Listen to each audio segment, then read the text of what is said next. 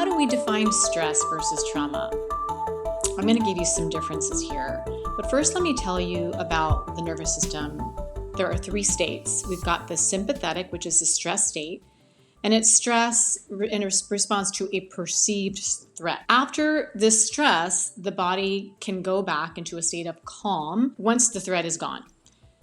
That calm is called parasympathetic. Parasympathetic is the social engagement. You're feeling physically, emotionally, and mentally aware. You're in a calm state of aliveness. Then we've got the dorsal vagal freeze or overwhelm state, and that's the trauma state. That means that it's signaling to your body that you're not able to maintain all the energy to put forward towards the stress.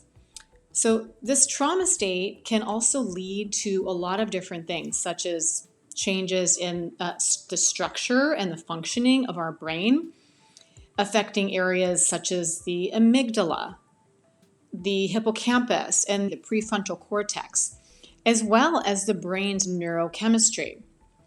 So let me give you an example. Let's consider public speaking. So when a person is preparing to deliver speech, they might feel stress, which activates their sympathetic nervous system. This can manifest as increased heart rate, a little sweating, and maybe this heightened alertness. But once the speech is done, the person's parasympathetic goes right back online, and it helps them return to that state of relaxation. On the other hand, if a person experiences a traumatic event related to public speaking, or let's say a panic attack during the speech, their nervous system may become dysregulated, and then future speaking engagements might evoke this persistent state of hyperarousal, making it challenging for them to regulate their stress response and return to that, again, calm state, even after the speaking event has finished. So this example illustrates how the same activity, public speaking, can elicit a temporary stress response in one instance and then lead to a dysregulated, persistent stress response in the case of trauma.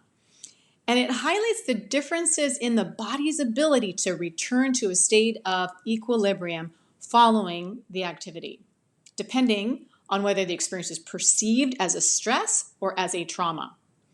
So in future videos, I'll demonstrate the transition through each state of the nervous system using real-life examples and practical exercises to help you understand and navigate the impact of stress and trauma on the body and on the mind.